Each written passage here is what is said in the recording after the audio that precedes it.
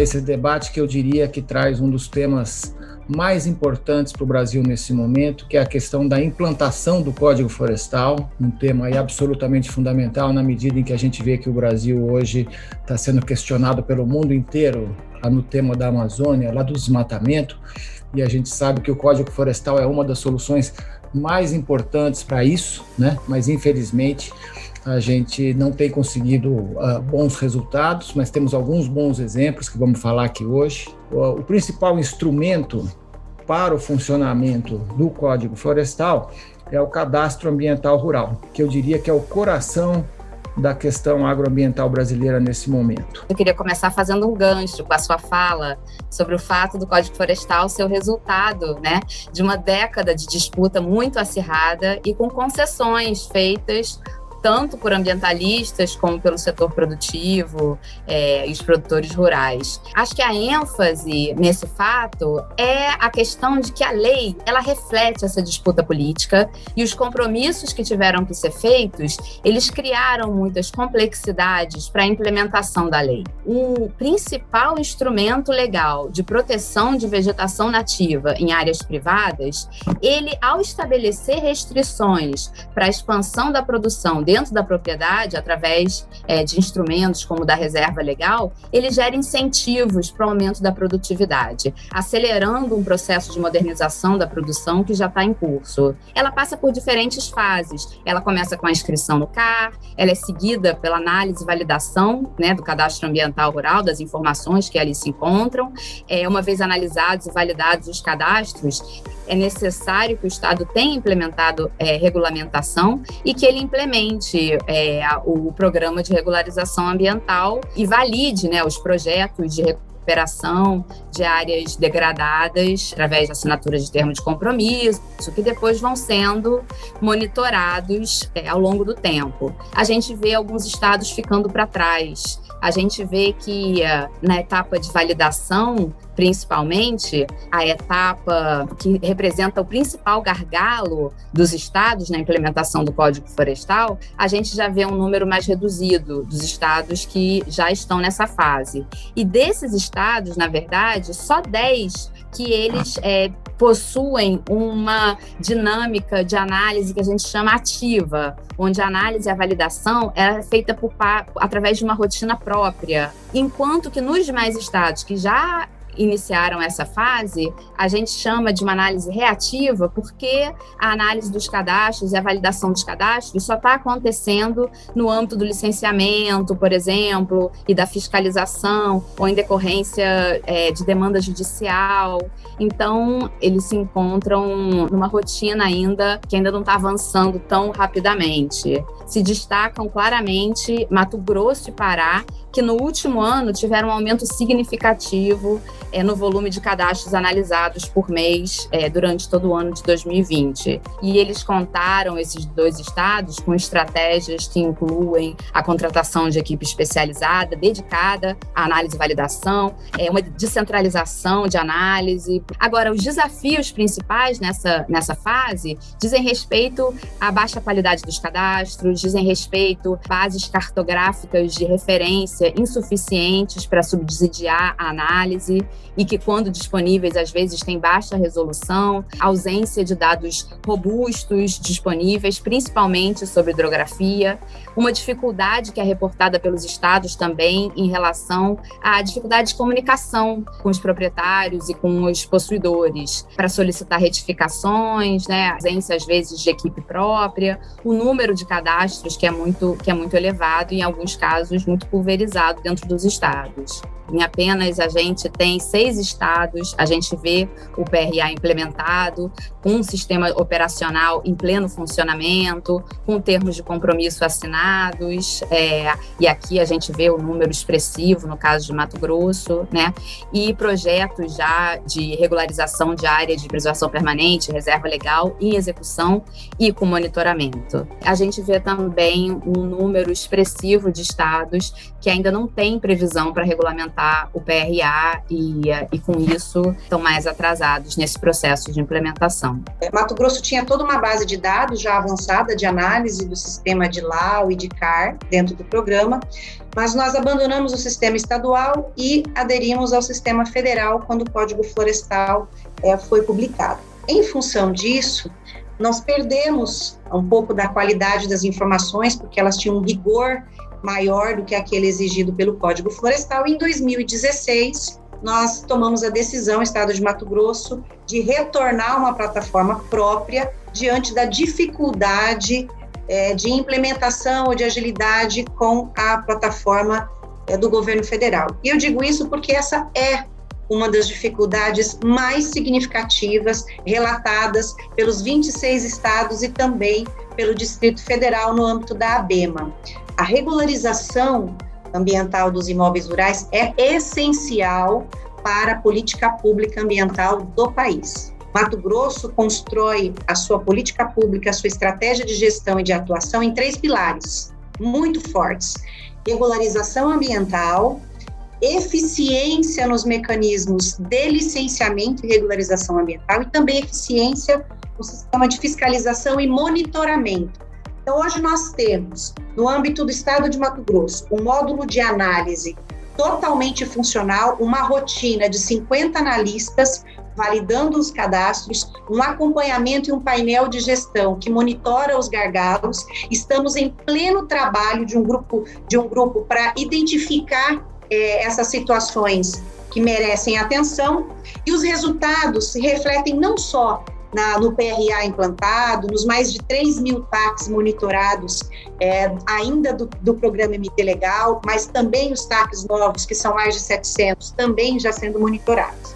Nós chegamos a uma conclusão que a regularização é essencial, juntamente com a fiscalização, para a redução do desmatamento. O primeiro dado é que Mato Grosso, consorciando a eficiência do CAR com a eficiência da fiscalização e do monitoramento do desmatamento ilegal, nós acumulamos de agosto de 2020 até março de 2021 uma redução de 30% do desmatamento comparado ao período anterior. Quando nós avaliamos a Amazônia Legal, a redução da Amazônia, porque todos dizem, mas a Amazônia também reduziu. A Amazônia reduziu 18%. Significa que Mato Grosso contribui vertiginosamente para a redução total da Amazônia. E a Amazônia, retirando o estado de Mato Grosso, ela teria reduzido apenas 15%, o que é a metade do que Mato Grosso reduziu sozinho. Quando a gente analisa a evolução do desmatamento, o estado do Pará, infelizmente, no ano de 2019, o período apuratório 19 e 20, foi responsável por quase 50% do desmatamento da Amazônia. Então, a gente percebe que essas análises e a evolução concomitante da regularização com o combate ao desmatamento é importantíssima. Eu acho que o dado para fechar, que é um dos mais relevantes para nós, como nós ampliamos muito a validação, a assinatura dos PRAs e também trabalhamos na eficiência do licenciamento ambiental, nós contrariamos a estatística brasileira. Enquanto a média do desmatamento lícito gira em torno de 5%, no máximo 10%, em 2020, o nosso patamar cresceu de 5% para 14%, e em 2021, esse percentual chega até o final de março em 25% do desmatamento apurado em Mato Grosso foi feito com autorização. O que nos leva para a discussão de compliance, de cumprimento e código como uma ferramenta de assegurar a originação sustentável das diversas cadeias produtivas. O que toca na discussão do plano safra de financiamento, porque eu preciso ter o CAR para tomar crédito e ao longo do tempo, se eu não estiver cumprindo, eu seguramente vou ter problemas para tomar crédito. Marcos situou aqui as convenções, os grandes eventos desse ano, clima, biodiversidade e Food System Summit, mas o código está dentro do nosso enfoque nesses tratados internacionais. E aí a NDC do Brasil no Acordo de Paris ilustra isso com muita clareza, porque ela coloca lá implementar efetivamente o Código Florestal, fazer restauração de 12 milhões de hectares, que entra no Código Florestal, evitar desmatamento ilegal, e aí o Código Florestal tem um papel para isso também. O código entra na discussão de critérios verdes de finanças ASG, que é um universo em ebulição, no Acordo União Europeia e Mercosul, nos sistemas alimentares e no futuro Plano Agropecuário de Baixo Carbono, que está sendo gestado pelo Ministério do Meio Ambiente. Inclusive, na semana que vem, a ministra Tereza deve fazer o anúncio político aí, executivo do plano. Eu gosto de usar esse slide aqui, porque só que é uma gleba pública não destinada, lá no Pará, tem 1.200 hectares, e eu tenho inúmeros cadastros ambientais rurais sobrepondo essa gleba pública. A grande decisão é uma decisão política de que realmente tem que sair da ficção e tornar realidade, e felizmente nós temos o caso de Mato Grosso que mostrou que é possível, e é um estado que, se não é o mais difícil, também não é o mais fácil, né? Um conhecimento consolidado de anos e anos de experiência, com reserva legal, com ABP, com isso aí, infelizmente, embora ele tenha sido aprovado por ampla maioria, e depois de amplo debate, uma parte do ambientalismo não aceitou aquela decisão. No dia seguinte estava no Supremo, o Supremo tem uma morosidade que demorou 7 anos, mas não é só no Supremo, tem milhares de ações pelo Brasil inteiro de Ministérios Públicos estaduais contestando o produtor. O produtor ele está preocupado com preservação, sim, sempre esteve, mas evoluiu. A questão da área consolidada, que é uma evolução também. Tem muita gente que ainda não aceita o conceito de área consolidada. A área consolidada, eles falam, anistia, não é uma anistia, né? Anistia você tem para crime tributário, para crime penal.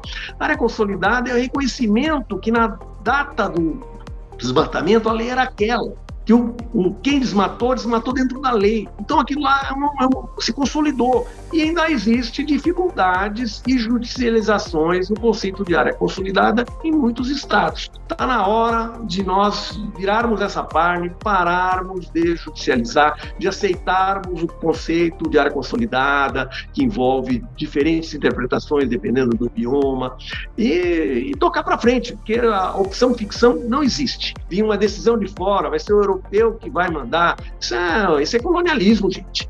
O brasileiro tem que cumprir o Código Florestal porque a lei nossa. Ele tem que regularizar a fundiária porque a terra nossa. Nós temos que definir o que nós queremos. Então, se tem a lei tem que ser cumprida. Nós temos um consenso no âmbito dos estados. Não há análise dinamizada que resolva ou solucione ou implemente o Código Florestal de forma plena. Nós vamos continuar precisando de uma análise técnica toda vez que eu tiver uma divergência com as bases de referência. E aí, ter ou não ter bases de referência com maior ou menor qualidade vai depender de cada estado, né? Porque a gente não tem bases nacionais para todos os temas, para todos os layers necessários de serem avaliados, que confira um grau de qualidade a permitir uma dinamização. Em muitos casos, a realidade do imóvel não é a realidade da base de referência, e é necessário fazer a compatibilização, que exige análise humana. São pontos para reflexão importante. Eu acho que, em relação a implementar o Código Florestal por regiões dentro do estado, eu acho isso perfeitamente factível. E existem algumas iniciativas já, inclusive de começar a própria análise dinamizada. Eu entendo que alguns estados estão começando a rodar de maneira setorizada, pela dificuldade de ter acesso, né, da aquisição das bases temáticas de referência, bases cartográficas. Isso é, inclusive, uma experiência de aprendizado para depois replicar no resto do estado. Então, eu acho que esse modelo deveria ser aplicado e investido justamente para a gente mais experiências de aprendizado. Conseguir suprir a demanda de bases cartográficas é um gargalo muito importante. O papel do governo federal também, para viabilizar acordos de cooperação técnica, parcerias com o setor privado, com universidades, com centros de pesquisa, inclusive com governos estrangeiros, que possam apoiar essa demanda e esse gargalo tão importante. Então, assim, os estados têm que se mexer, igual a Maureen falou. O Mato Grosso é um exemplo clássico, tem suporte aí do IDH e recursos que o estado começou a captar para implementar as suas políticas. Toda essa discussão que a gente está vivendo agora, que o Brasil quer dinheiro para conter desmatamento, o que não é novidade. A novidade é a forma como ela tem sido feita. É o Brasil querendo dinheiro para cumprir a sua política.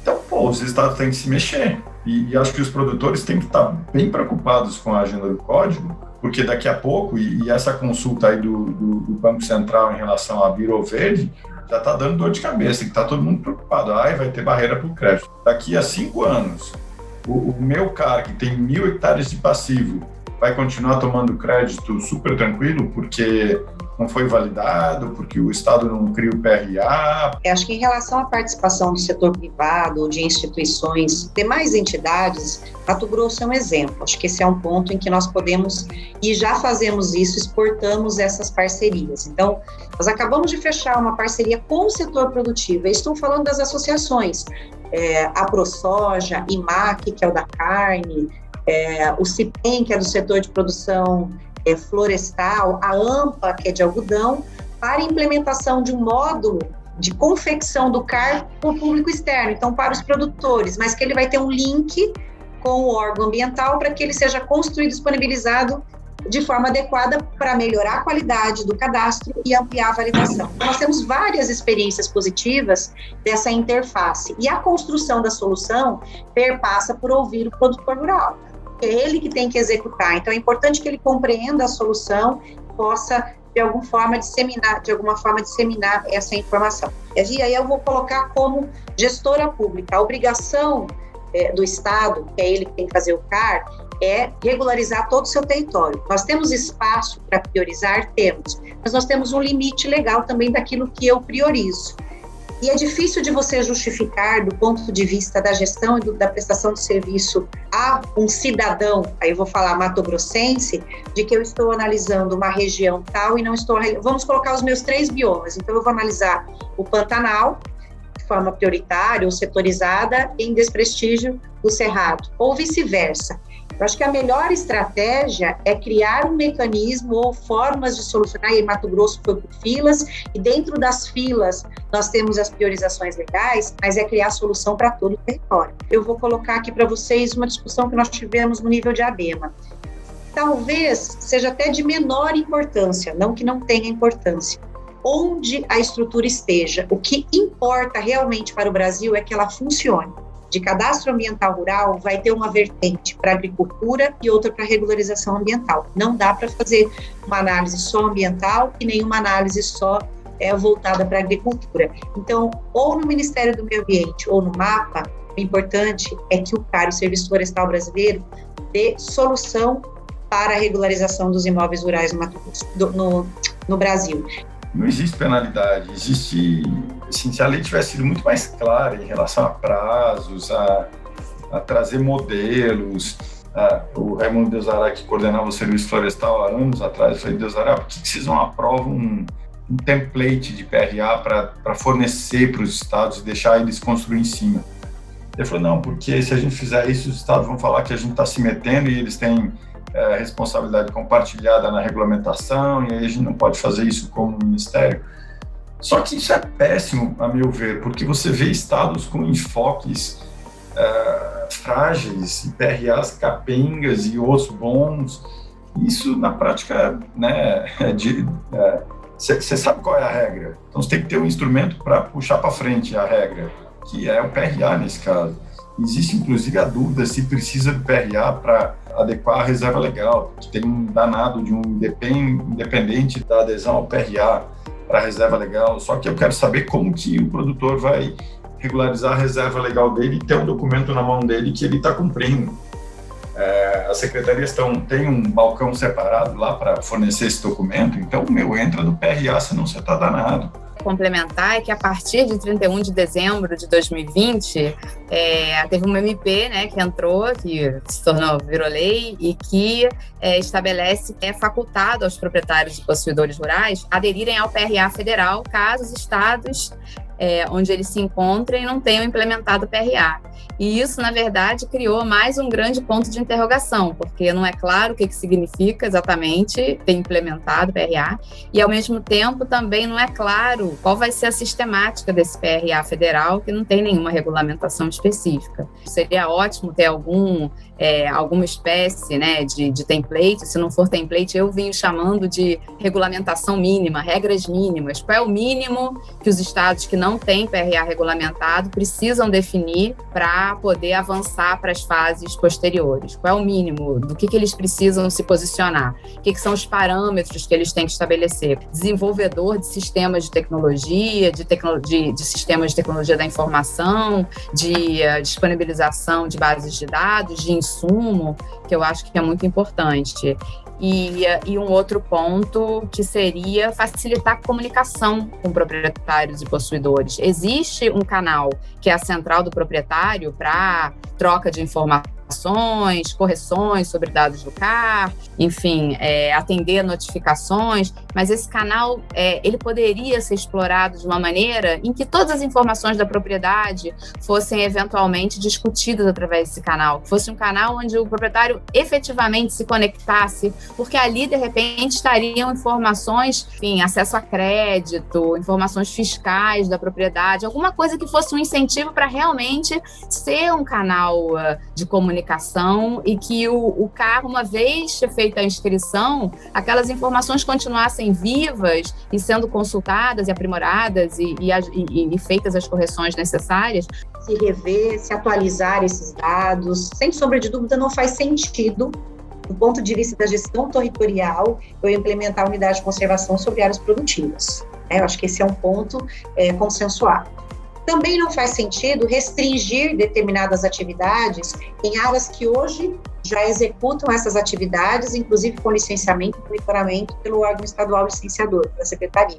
Então, existem alguns aprimoramentos que precisam ser feitos. Teve um amplo debate, foi aprovado por ampla maioria, e é um consenso, não é bom, ninguém ganhou ali, isso é o acordo possível. Mas até hoje, quase 10 anos, você não aceita o que foi aprovado em 2012 e não cumpre o que foi aprovado em 2012, que é o pior dos momentos. Falta o que falta? Falta decisão política de cumprir. Não é recurso. Tem que enfrentar, tem que cumprir, ler lei. Né? Lei, legal é legal. Não pode ser ficção, tem que se organizar para cumprir. Eu penso que é preciso que os estados tenham uma visão estratégica, enxergar os estados, os produtores, a cadeia produtiva. Todo mundo deveria enxergar o código como, implementando o código, a gente vai viver um cenário totalmente diferente. E não implementando, a gente vai viver um caos completo de barreiras, de judicialização forçada de promotores nas diversas regiões. Então, tem que ter uma estratégia de Estado mesmo. O Estado tem que abraçar o código e falar: isso aqui é importante para o Estado, para combater a ilegalidade, para gerir a atuação legal dos diversos setores produtivos. A gente não vai avançar. Eu digo mais, uma priorização política que alinhe as agendas relevantes para o Código Florestal, as agendas relevantes para o uso da terra, que é o Código Florestal, a regularização ambiental e a regularização fundiária, que precisam andar juntas e alinhadas. Em relação à implicação para o código em si, aí a fase de validação dos cadastros é o maior gargalo. Mas, para isso, alguns estados estão mais adiantados, tem alguns estados intermediários e alguns estados que realmente estão muito atrasados e que, sem um apoio do governo federal, não vão conseguir avançar. Então, como o código ele é nacional, como as repercussões da não implementação são nacionais, precisa ter um esforço para que todos sigam juntos. Eu acho que é urgente o governo federal destrave e mostre claramente quais os caminhos a partir de agora. Há uma necessidade de que a gente tenha resultados na implementação, esses números comecem a modificar como uma estratégia do governo federal. O apoio e a comunicação com os estados é essencial. Eu acho que o exemplo do PRA é um exemplo disso, que pode servir para diversos outros temas. A gente tem lacunas na norma que podem ser supridas com conversa, com orientação, com atos infralegais, e, de fato, tirar do papel essa análise dinamizada ou a melhoria do sistema, a própria disponibilização dos módulos que faltam, do assentamento de monitoramento, de PRA, aprimoramento disso. E por parte dos estados, eu acredito que estão abertos, eles precisam de apoio, de orientação e de alguma vontade política. Eu concordo que essa precisa ter tanto do ponto de vista estadual quanto federal para que a gente tire do papel o código e implemente ele em campo e nos órgãos públicos.